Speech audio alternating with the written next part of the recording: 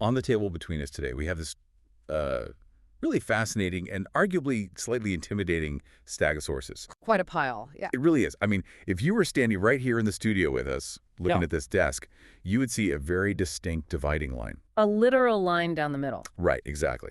So on the left side, we have this meticulously calculated, rigorously documented geomantic chart. Drawn up the old-fashioned way. Yeah, cast on June 14th, 2026, using traditional medieval mechanics, and it was specifically targeting the political and social landscape of the province of Quebec. Which is a very specific mundane target. Very specific. And then right over on the right side of the desk, we have this massive stack of news clippings, press releases, public polling data, emergency meteorological reports. All covering the exact same 7-day period. Yes, immediately following that cast, so June 15 to June 21. It's a really profound visual contrast, honestly. You've got, on one side, the sheer geometry of ancient prediction, right?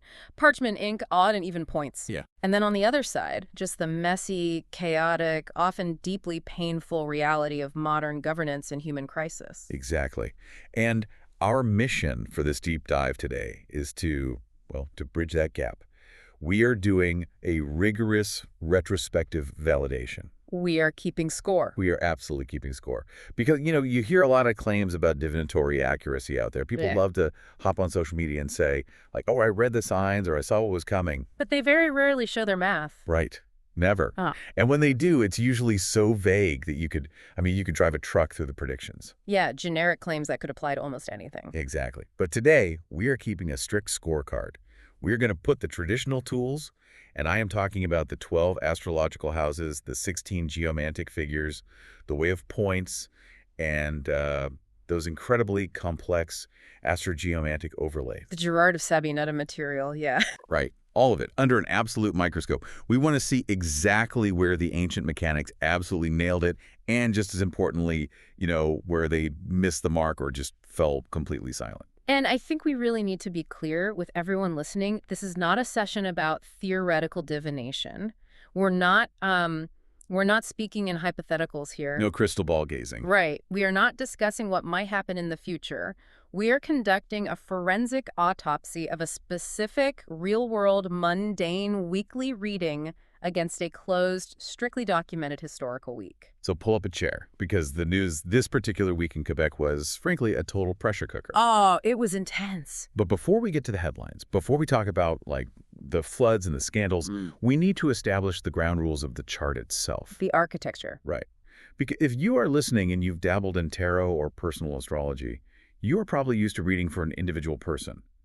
But how do we even begin to read an entire province? What is the architecture of a mundane chart? Well, the foundation of this kind of reading is what we call a mundane chart, which comes from the Latin word mundus, meaning the world. Okay. So in personal divination, the focus is the individual. But in a mundane provincial chart, the province itself, its collective entity, its institutions, its land, its people, all of that is the querent. It's the subject of the reading. Exactly. It is the subject. And to organize this massive, messy amount of social data, we use the universal 12-house framework. Which is borrowed from astrology, right? Yeah, it's an architecture borrowed from Hellenistic and medieval astrology, Yeah. but we apply it directly to the figures of geomancy. So if you're visualizing this, it's basically a map of society's anatomy.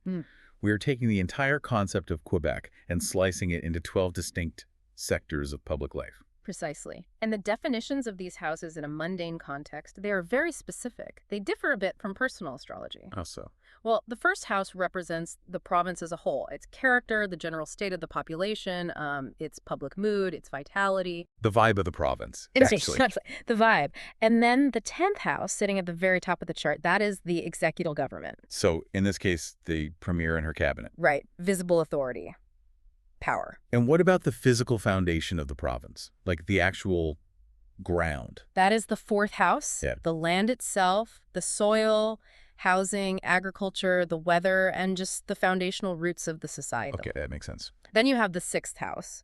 Traditionally, in personal astrology, that's the house of illness and servitude. But in a mundane chart, it translates directly to public health, labor unions, the civil service, and crucially, domestic policing. Basically, the people who do the grinding, everyday work of keeping the state running. That's right. Mm. And it goes on like that. Around the 12 houses, we have the second house for the treasury, the 8th house for systemic crisis and mortality, the 12th house for hidden enemies and institutional rot.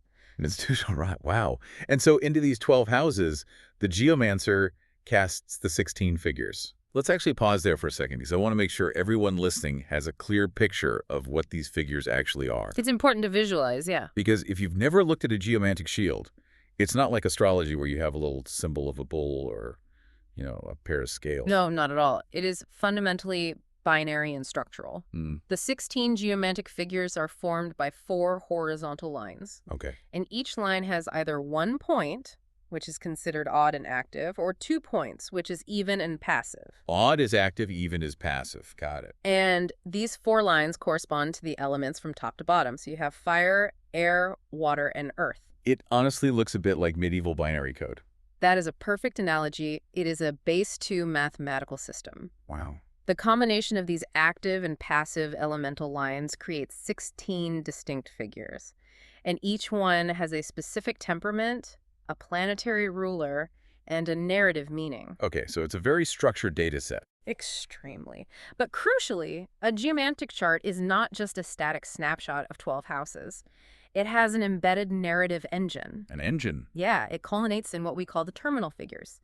These sit at the very bottom of the shield, and they describe the overarching narrative arc of the matter being divined. It's like the ultimate synthesis of all the data above it. Yes, we calculate the right witness, the left witness, the judge, and finally, the reconciler. Okay, let's look at what the chart actually predicted for Quebec this week, starting with that terminal arc, because I feel like it sets the baseline for everything that follows. It absolutely does. So the right witness, which represents the beginning of the matter, or what the province carries into the week, was the figure of Tristitia. Yes, tristitia, which in Latin translates literally to sorrow or sadness.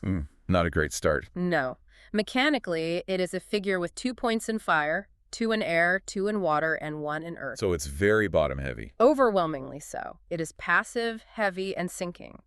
It is ruled by Saturn. Saturn, right. The planet of restriction, time, and gravity. Exactly. In a mundane context, tristitia signifies institutional grief, contraction, and just heavy burdens being borne by the populace.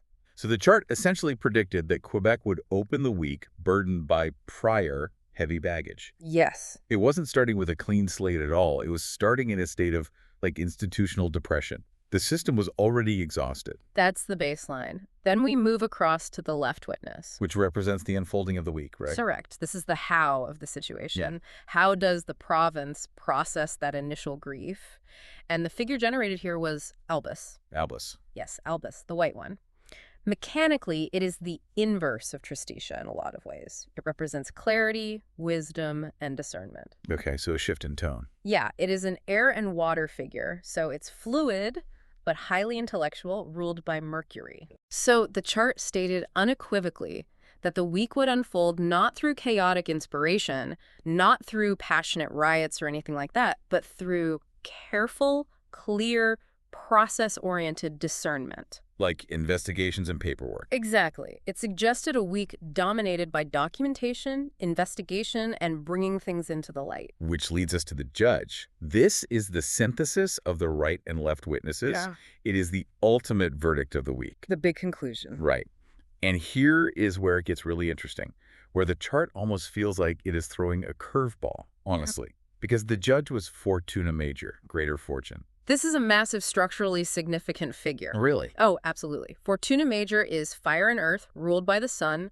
It promises enduring success, stable strength, and protected advancement. Okay. It indicates major good fortune coming from external support, inner resilience, or structural resources. So wait, let me get this straight. Mm-hmm. You're telling me the chart says you enter the week in profound sorrow and exhaustion. Right. You spend the week investigating and documenting problems. Yes. And the ultimate verdict is greater fortune. That feels totally paradoxical. I mean, if I'm looking at this chart on Sunday night, I am just scratching my head. It does seem paradoxical, yes. Especially if you equate greater fortune with everyone having a wonderful, happy time. Right, which is what it sounds like. But mundane geomancy is coldly objective. The judge basically said that despite the heavy grief of Tristitia, the foundational pillars of the province would hold. The center would not collapse. Exactly. The fortune here isn't joy, it is structural survival. Wow. Okay, we are definitely going to test that against the News Digest later. Yeah. But there is a caveat to this fortune, right? Yeah. Because we also have the reconciler, that final figure at the very bottom of the chart. The very last step, yes. It shows the final practical settlement, like the specific action required to close the loop. And the reconciler was Fortuna Minor, lesser fortune. Correct. If Fortuna Major is the overarching structural safety, Fortuna Minor is a transient, effort-dependent victory. Meaning you have to work for it. Exactly. It means that to secure the benefits promised by the judge, the province, and specifically the executive government in this case, couldn't just sit back and let the systems run on autopilot. They actually had to do something. Right. Fortuna Minor requires self-initiated, concrete, tactical action. It requires a hustle to secure a modest win. So, summarizing the overarching thesis of the chart, Quebec enters in grief. It processes that grief through investigation and clarity. Its structural foundations will ultimately save it, but the government must take a specific tactical action to finalize the settlement and keep the roof from caving in. That is the narrative arc, perfectly summarized. But the chart also highlighted specific areas of extreme localized tension within the 12 houses. The flashpoints. Yes. As an analyst, when you look at a chart, you are scanning for those flashpoints. And in this chart, the 6th and 12th house axis was flashing bright red. It was basically the dangerous underbelly of the week. The 6th house, which we established governs labor, the civil service, and policing, contained the figure of emissio. And emissio translates to loss. Loss. Yes. It is the figure of things leaving one's grasp, expenditure, attrition, and drain. It is a fire figure, very mobile, exiting, just slipping through your fingers. So it's predicting a hemorrhage in the labor or policing sector. Exactly. And right across from it, creating an axis of tension, is the 12th house. This is the house of hidden enemies, secret scandals, prisons, and covert institutional pressures. The dark stuff. Yeah, the dark stuff. And the figure sitting in the 12th house was Rubius. Rubius, the red. That sounds intense. It is. Yeah. Blood, passion, violence, and covert aggression. It is an overwhelmingly water and fire figure ruled by Mars. Rubius is generally considered the most dangerous, unstable, malefic figure in the entire geomantic tradition. Wow, in the entire tradition. Yeah, so having it located in the 12th house is a massive red flag. It indicates to the geomancer that deeply concealed destructive forces are actively threatening the institution from within. Like, there is rot in the basement, and it is violent. That's exactly it. And then there was another flashpoint, the 2nd and 8th house axis, the financial and mortality axis. Also very tense. Yeah, so the 2nd house, which is the provincial treasury and movable wealth, contained the figure of carcer, prison, restriction, financial lockdown. And opposite to that, in the 8th house, which is the house of debt, crisis, systemic failure, and mortality, the chart generated Cauda Draconis. The tail of the dragon. Right, the draining south node of the moon. So if you are reading the chart purely based on the 16 figures, you have revenue trapped in a prison in the 2nd house and a massive, life-threatening dissolution event happening in the 8th house. It looks awful. Yeah, on the surface, the purely geomantic reading of that axis just looks catastrophic. It really does. If you stop there, you would predict total bankruptcy and mass casualties. But this is exactly where the advanced practitioner tools come in. Okay, here we go. Because this specific chart didn't just use the 16 figures in a vacuum. It applied the Astro-geomantic overlay, specifically the Girard of Sabianetto tradition. And I have to pause here because we are getting into the deep weeds of practitioner history, which I absolutely love. It's fascinating history. It is.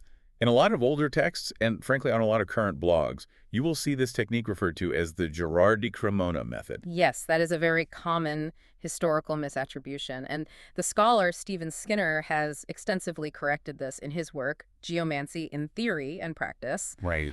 It is vital to get this right. Girard of Cremona was a brilliant 12th century translator working in Toledo, Spain.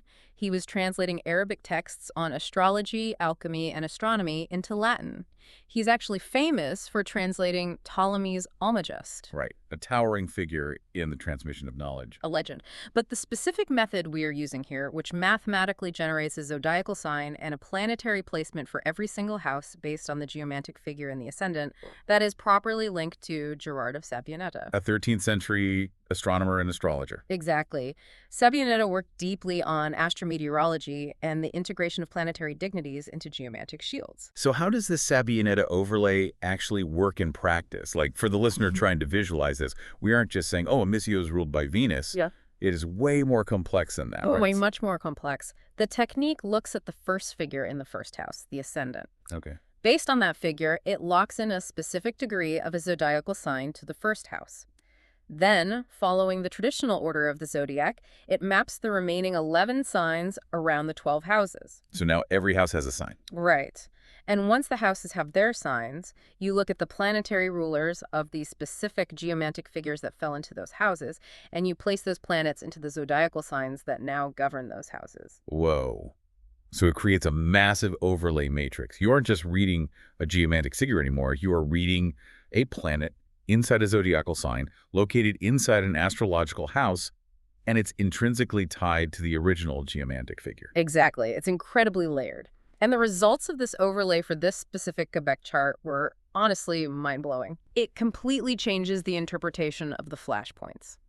Let's look back at that terrifying 8th house, the house of crisis and mortality. Right, where we have Cauda Draconis, the malefic south node, the great dissolver, just sitting there. You are bracing for absolute devastation. But the Gerard of Sabianetta overlay calculated that the sign of Cancer governed that 8th house. Cancer, okay. And into that house of Cancer, the overlay placed a stellium of planets, Mercury, the Sun, and crucially, Jupiter. And not just any Jupiter. This is where traditional astrology comes in. Jupiter exalted in Cancer. Exactly. Exalted. In the traditional 7-planet essential dignity scheme, every planet has signs where it is comfortable and signs where it struggles. Right. Jupiter is in its domicile. It's home in Sagittarius and Pisces. It is comfortable there. It has resources. But Jupiter achieves its exaltation in Cancer. Exaltation is different from domicile. Very different. If domicile is being in your own house, exaltation is being an honored guest at a grand feast. You are treated like royalty, you are given the best of everything, and your power to act is magnified to its absolute highest dignity. It's like maximum benefic power. It is. So think about what this means conceptually. It is like seeing a massive Category 5 storm bearing down on the weather radar. Yes. That is Cauda Draconis in the 8th house. It is a genuine crisis. You are bracing for impact. But then you look down at the city's levee system, the emergency infrastructure, and you realize it is operating at maximum historically perfect strength. That is Jupiter exalted. The chart is predicting a severe crisis, but one that is met with overwhelmingly powerful structural mitigation right at the point of impact. It is the ultimate cosmic backstop. It tells the geomancer, the danger is incredibly real, do not ignore it. But the structural rescue is equally real, and ultimately, it is stronger than the threat. Okay. With that incredibly detailed, multi-layered baseline established, let's step away from the parchment for a second and look at reality.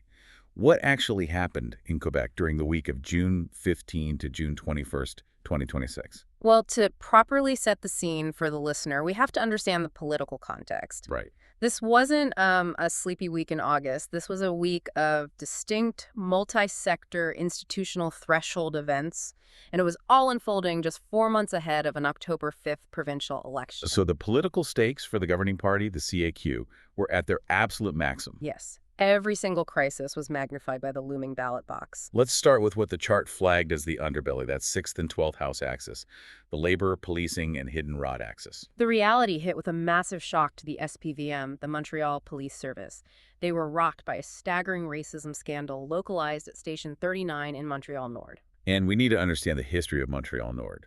This is a borough with a significant Black and Arab population, and it has a very long, very painful history of tension with the police, dating back decades. Right, including the highly publicized death of Freddy Villanueva in 2008. The relationship there is historically very fragile. And the details of this specific scandal were shocking. 16 active officers from Station 39 were suddenly placed under investigation. 16? Yeah. 2 were suspended outright and referred for potential criminal code charges, and the other 14 were abruptly reassigned to duties with zero public contact. And the allegations driving this weren't just, standard procedural misconduct or rudeness. They involved deeply disturbing, physically invasive acts. Like allegedly cutting the hair of racialized residents and keeping the hair as trophies. It's horrific. And alongside those specific allegations, new data was published revealing the systemic nature of the problem. Statistics showed that Black residents in the area were 4 times more likely to be stopped by police. 4 times. And Arab residents were 5 times more likely to be stopped than white residents. The situation escalated immediately up the chain of command, naturally. The Quebec Domestic Security Minister, Ian Lafreniere, had to intervene directly, which is a massive executive escalation. Oh, absolutely. He appointed an independent observer, Anne-Marie Boisvert, a former law dean, to oversee the station.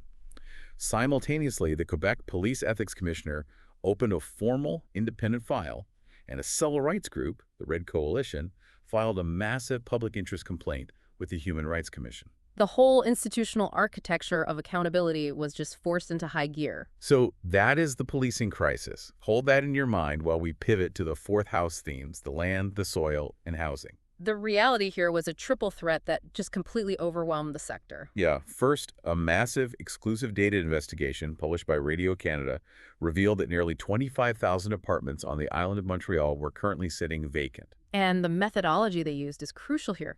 They proved this vacancy not through, surveys or anything, but by utilizing Hydro-Quebec electricity consumption data. That's smart. Yeah. Very smart. They found 25,000 units with power signatures so low they were effectively abandoned, held off the market by speculators or short-term rental operators, right in the middle of a severe province-wide housing shortage. And at the exact same time, literally the same week, a prominent tenant advocacy group, the RCLALQ, published an extensive study showing that landlord repossessions, which are legal evictions, allowing the landlord to reclaim the unit for themselves or family, had tripled over the last 12 years. Tripled. And for anyone who doesn't live in Quebec, we have to explain the cultural phenomenon of July 1st. Oh, yeah, moving day. Yes. In Quebec, July 1st is universally known as Moving Day.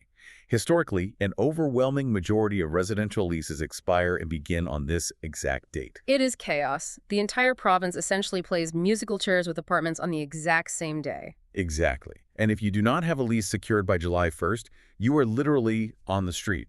So dropping this data, about 25,000 vacant units, and a tripling of evictions just 2 weeks before moving day, it's like dropping a match into a powder keg. The social anxiety was at an absolute peak. Right. And as if the social and economic pressures on the land weren't enough, the physical land itself was violently overwhelmed. The weather. Yes. Over the weekend of June 20 and 21, a near-stationary line of severe thunderstorms anchored itself over the region and dumped between 100 and 170 millimeters of rain on Montreal's West Island and the South Shore in just a few hours. To put that in perspective, that is more than a month and a half's worth of rain falling in a single evening. Wow. It caused catastrophic, instantaneous flash floods. The fire department received 800 emergency calls in hours. Over 300 homes had their basements completely submerged. People were trapped in their vehicles on flooded underpasses and had to be rescued by emergency crews using inflatable boats. The municipality of St. Constant actually had to declare a formal state of emergency. And 20,000 Hydro-Quebec customers lost power.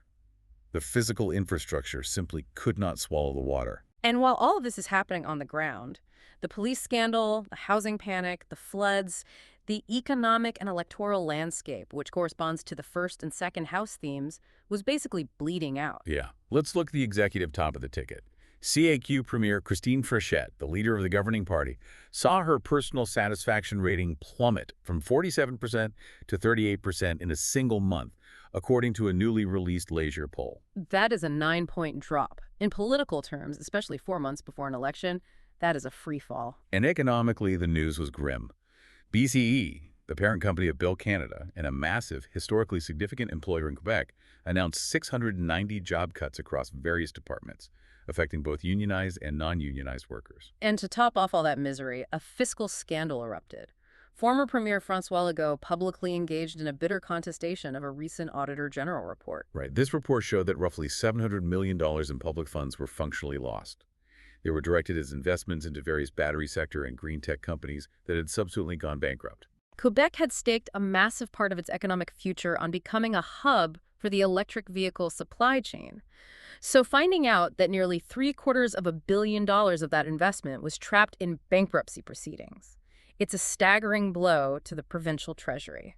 So if we take a breath and synthesize this weekly news digest, we have a premier in polling free fall, A massive public investment written off as a total loss. A major corporate layoff at a heritage company. A police station engulfed in a deeply disturbing systemic racism scandal, tens of thousands of homes vacant or being repossessed right before moving day, and a 170-millimeter flood displacing hundreds of people. As I said, this wasn't just a generic bad news week. It was a profound multi-vector stress test of the social contract across multiple sectors simultaneously. Okay, so we have the chart on the left side of the desk. We have the chaotic reality on the right side. Let's keep score. Let's get forensic here. Where did the geomancy hit the mark exactly? Let's start with that housing crisis and the fourth house. The chart placed the figure of populace in the fourth house. Which means? This is a stunning exact hit. Let's look at the mechanics of populace. It is formed by 4 lines of 2 points each. It is entirely even, entirely passive. Okay. It translates to the people, the multitude, the undifferentiated mass. It is a water figure ruled by the moon, and it represents crowd behavior, mass opinion, and broad passive receptivity to environmental forces. And as we established, the fourth house governs the land, housing, and the weather. So conceptually, you are combining the multitude with the housing and land. Yes. Now, look at how the week's events manifested. The housing sector wasn't hit by one specific targeted legislative change or a singular localized event like a single building burning down. Right. It was hit by 3 simultaneous broad-scale events that overwhelmed the sector as a mass phenomenon. You had the floods submerging entire neighborhoods, affecting the multitude. You had the data revealing 25,000 vacant apartments, a mass-scale market distortion affecting thousands of renters. And you had the study showing a tripling of repossessions over a decade, affecting the renter class as a demographic block. Okay, I have to push back here because this is exactly where a skeptic jumps in. We are talking about the Texas sharpshooter fallacy, aren't we? Go ahead. You are drawing a bullseye around the bullet hole. Those 25,000 apartments didn't magically become vacant this week. They were vacant in May and April and last year. The repossessions happened over 12 years. If Quebec is already in a historic housing crisis, predicting housing issues in June is like predicting it will snow in January. Isn't this just mapping a generic figure to an ongoing ambient problem? It is a vital question, and it strikes at the heart of how mundane divination actually works. Okay. The Texas sharpshooter fallacy assumes we are looking for any event to fit the figure. But we have to distinguish between an ambient condition and a discrete threshold event. A threshold event. Yes, the apartments were vacant all year, but the revelation of that data by Radio Canada, the quantification of it using Hydro-Quebec data, occurred this specific week. In mundane astrology, an event occurs when it breaches public consciousness and becomes an actionable political weapon. The data drop was the event, not the vacancy itself. Exactly. Populace perfectly describes an event that acts upon the undifferentiated many. The revelation of mass vacancy combined with the mass weather event of the floods shows the fourth house being overwhelmed by scale. It wasn't a sniper rifle hitting one target, it was a tidal wave, both literally and economically, affecting the crowd. The figure nailed the nature of the crisis. Okay, I will grant you that one. It's the people at rest, being overwhelmed by the environment. Let's move to the labor hemorrhage. House 6, which governs labor, unions, the civil service, and policing. The chart contained emissio here. And emissio means loss. It is the figure of things leaving one's grasp, expenditure, attrition, and drain. It's a fire figure, mobile, and exiting. And the news delivered a completely literal expression of this. Yeah. BCE cut 690 jobs. That is an exact, quantifiable labor hemorrhage in the 6th house domain of workers. And it wasn't just the corporate sector. The 6th house also governs the police strictly in their capacity as civil servants and laborers. The sudden removal of 16 active SPVM officers, 2 suspended, 14 reassigned, is a massive instantaneous drain of institutional labor capacity at that specific station. Amicio in the 6th house predicted a literal outflow of workers and personnel, and the news provided exactly that in 2 distinct sectors. All right, let's talk about the dark side. The 12th house. Scandals, hidden enemies, covert pressures, institutional self-undoing. The chart had Rubius here, the red. Covert violence. As we discussed, Rubius is highly malefic. It indicates dangerous, passionate, violent forces in play, hidden away. Yeah. But to really understand the chilling precision of this hit, we cannot just look at the figure. We have to look at the Gerard of Sabionetta overlay, which placed the planet Saturn in the sign of Scorpio inside this 12th house. Right, Saturn and Scorpio. Break down for the listener why that specific astrological signature elevates this from a generic scandal prediction to something incredibly precise. Well, we have to look at dignities again. In traditional astrology, Saturn rules Capricorn and Aquarius. It is comfortable there. In Scorpio, which is a sign traditionally ruled by Mars, Saturn doesn't have any major dignity or debility. It is what we call peregrine. Peregrine meaning wandering, like a stranger in a strange land. Exactly. It is wandering in a hostile, martial, watery environment. Scorpio is the sign of hidden power, secrets, deep psychological undercurrents, and embedded structures. And Saturn represents slow, grinding, cold, restrictive force applied over a long period of time. So combining them, Saturn and Scorpio in the 12th house means a deeply embedded, long-term, slow, grinding, hidden violence. Precisely. It signifies chronic, concealed rot. Now look at the SBVM Station 39 scandal. The officers were accused of cutting the hair of racialized residents as trophies. That is a form of deeply twisted, violating covert violence, which totally satisfies Rubius. But the statistical data showing Black and Arab residents were stopped 4 and 5 times more often is the key here. That data proves that this wasn't a sudden, passionate flare-up of bad behavior by a few stressed officers. It wasn't a one-off. No. This was a chronic, institutionalized, slowly grinding pattern of discrimination that had been embedded in the culture of the station for years. It was Saturn and Scorpio. It was a long-term structural harm that finally breached the surface and became visible this week. Exactly. The geomancy didn't just predict a scandal.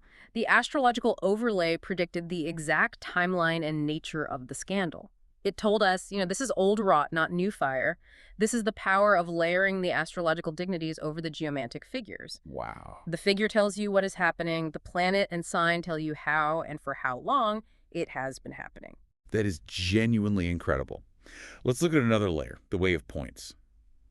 For those listening who aren't familiar with the calculation, the way of points is a technique where you mathematically trace the generative chain of odd and even points backward through the chart from the judge up through the witnesses, the nieces, the daughters, to find the original mother figure. Yes.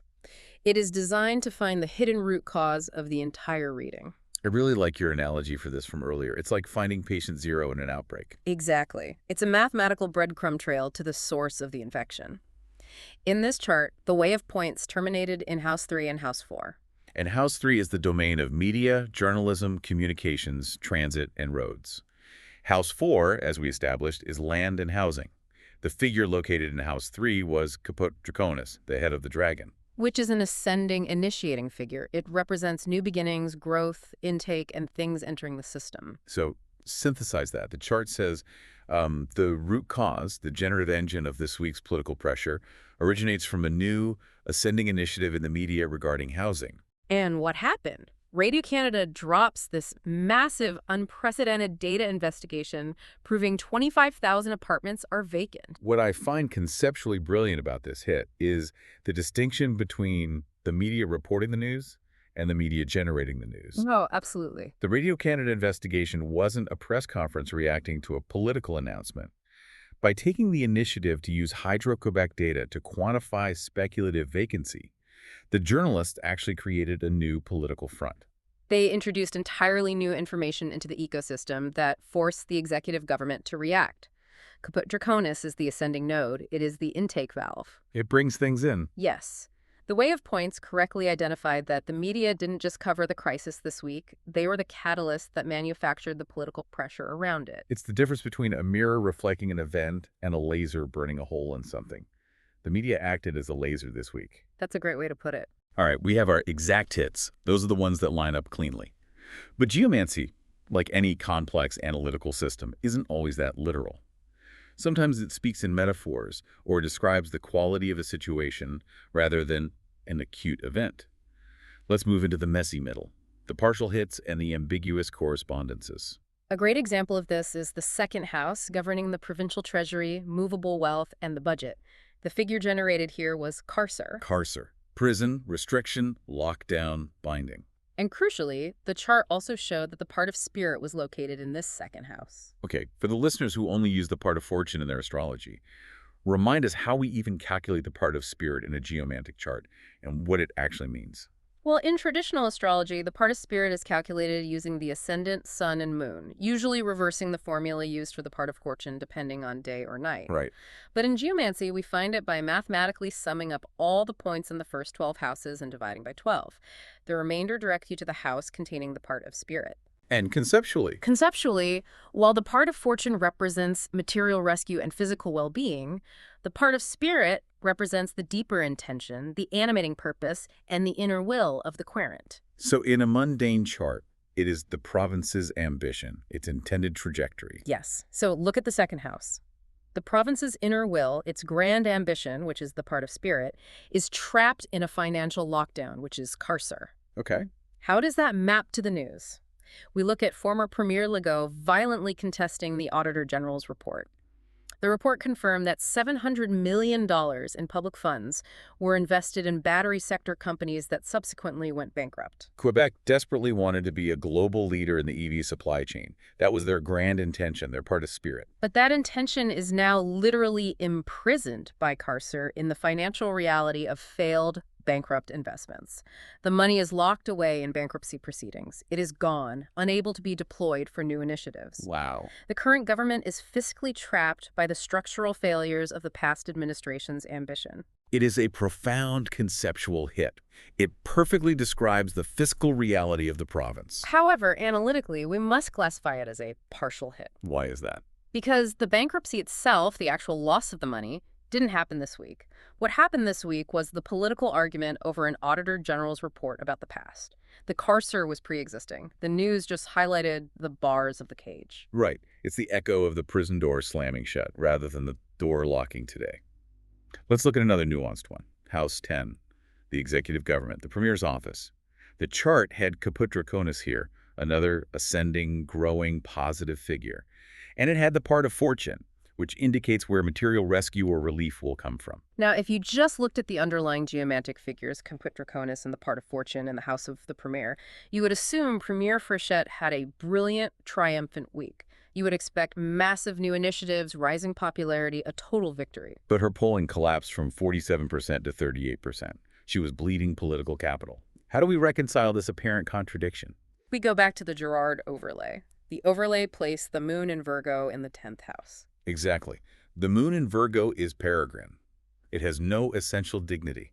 Let's think about the archetype of Virgo. It is analytical, detail-oriented, service-focused, nervous, and highly procedural. Yes. And the moon, as a luminary, represents reaction, reflection, and fluctuation, not proactive, solar authority. So a peregrine moon in Virgo indicates reactive, procedural competence. It is the energy of a middle manager meticulously organizing a spreadsheet during a crisis, not a visionary leader commanding the stage with a sword. That is a perfect description. Now look at what the premier actually did this week. The major executive action was appointing Anne-Marie Boisvert, a former law dean, as an independent observer for the SPVM scandal. She appointed a bureaucrat to oversee a process. Exactly. It is a procedurally correct, highly analytical, administrative reaction to a crisis. It is the part of fortune. It is the mechanism of rescue for the government's credibility. They had to do it. But it is executed with the careful, unglamorous, reactive energy of the moon in Virgo. The chart didn't predict a triumphant victory speech. The overlay predicted careful, necessary administrative triage. It's a partial hit because the underlying figure, caput draconis, implies more robust growth than what actually materialized, but the astrological overlay perfectly contextualized and limited the expression of that figure. Okay, here's my absolute favorite part of the whole chart. The absolute paradox of the 8th house. We touched on this earlier with the Levy analogy, but we need to dive deep into the reality of it. House 8, crisis, debt, systemic failure, mortality. The figure is cauda draconis, the south node, which dissolves, diminishes, and brings dangerous, uncontrolled exits. And the overlay gives us the sign of Cancer, containing Jupiter exalted. As an analyst, when you are casting a chart for a client or a state, this is the kind of configuration that makes you hold your breath. Cauda draconis in the 8th house is a textbook indicator of severe danger, potentially mass casualties, or a catastrophic systemic failure. You are looking at a life-threatening event. And the news delivered the danger. 100 to 170 millimeters of rain in just a few hours. The fire department gets 800 calls. 15 people are literally trapped in their vehicles as the underpasses fill with water. They are underwater. They have to be rescued by emergency crews launching inflatable boats onto the highway. The municipality of St. Constant declares a state of emergency. The crisis was incredibly real. The threat to mortality was acute. But what was the final death toll? 0. There were 0 deaths reported in the entire digest. This is the dog that didn't bark. How does a major metropolitan area take 170 millimeters of rain in an evening with people trapped in cars underwater and experience 0 fatalities? It is because Jupiter is exalted in Cancer in that exact house. Exactly. Jupiter is the greater benefic, the planet of grace, protection, and structural support.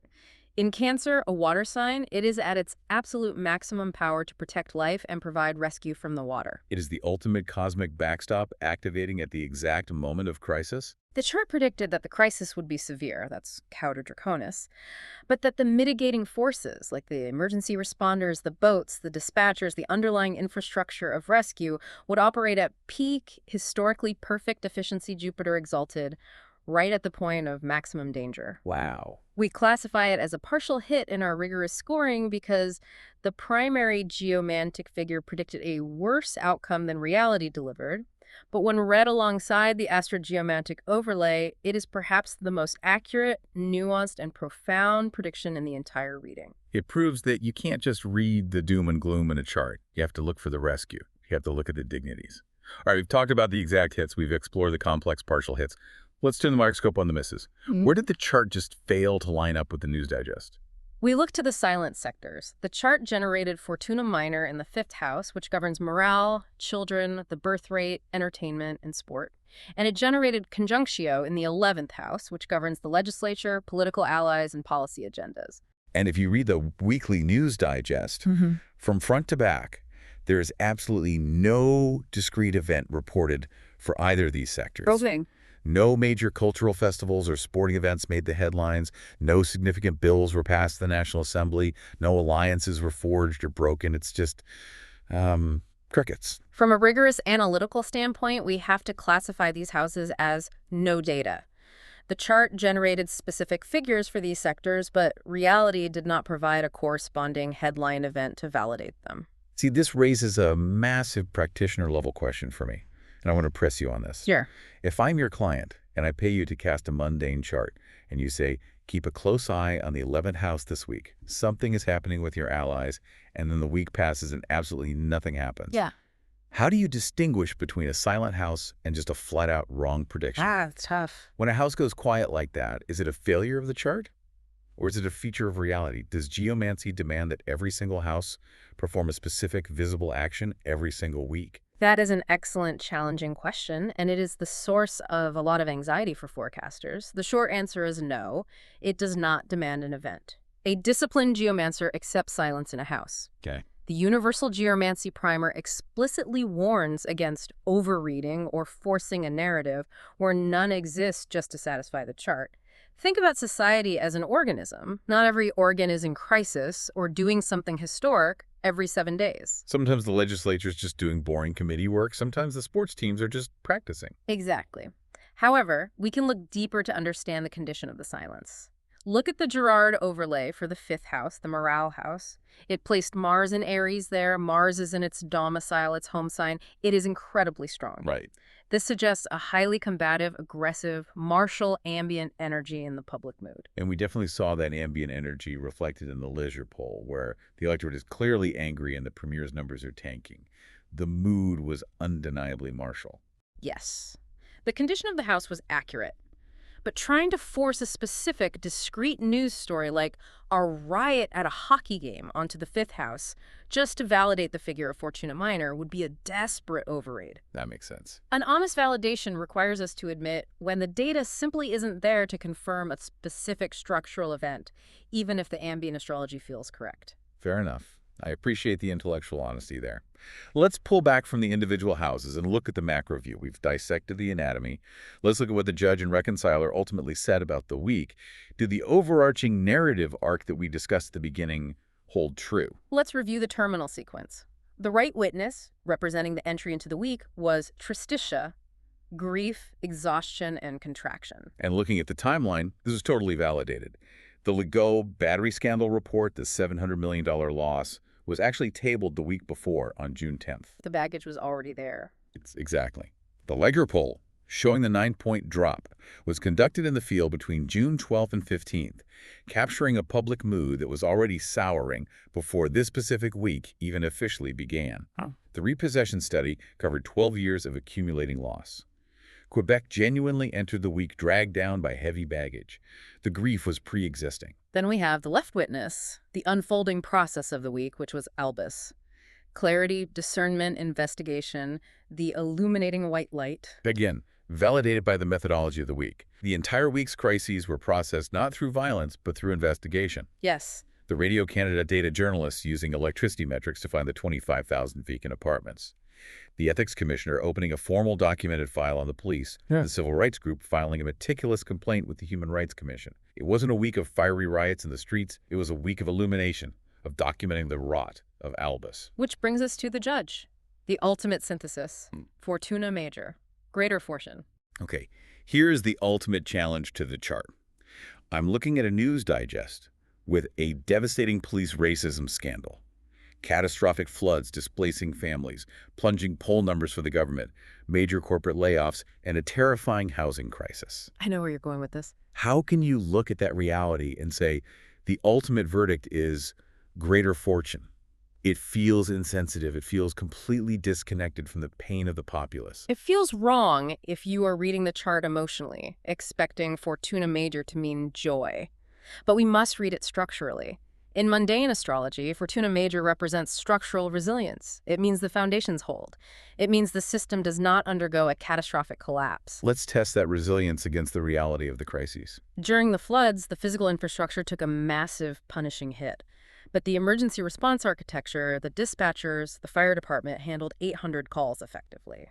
15 people were rescued from mortal danger. The system bent, but it did not break. What about the policing scandal? That is a profound failure of the social contract. It is a horrific revelation of systemic racism. But look at what happened next. The legal oversight architecture, the ethics commissioner, the human rights boards, the rapid appointment of an independent observer activated exactly as designed. The system responded. Yes, the scandal was brought out of the shadows and the mechanisms of democratic accountability engaged. The foundation of the rule of law held its ground. Even the polling collapse fits this. This EAQ dropped 9 points, which is terrible for the premier's ego and career. But the democratic system is functioning perfectly. The electorate is registering its profound dissatisfaction through the structured, nonviolent mechanism of polling 4 months ahead of an election where they can exercise their power. Exactly. The chart's verdict with Fortuna major is, the storm hit, the rot was exposed, the water rose, but the roof did not cave in. The institution survived the stress test. In the context of a mundane crisis, survival and resilience is the nature of greater fortune. And finally, the Reconciler. Fortuna minor.